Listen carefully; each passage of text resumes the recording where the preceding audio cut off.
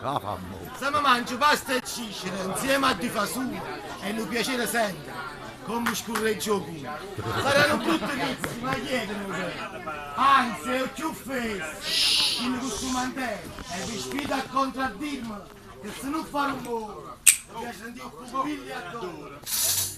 E tutti quanti in genere ne fanno grande abuso. Se respirano obole, sappiano opportuno. Per esempio, se ti do poche male panze, facendo 4 pete, ne scegli la gnana.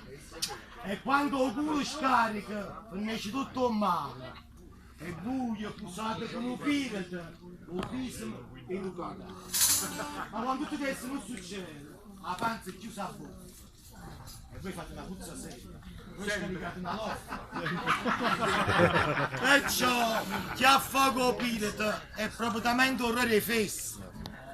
Tanta puzza, signori. Scusatemi, si sente sempre lo stesso.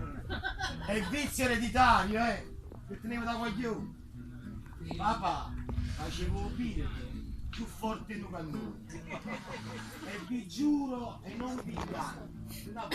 Papà, cagando. Cagate e stavo trovando amici.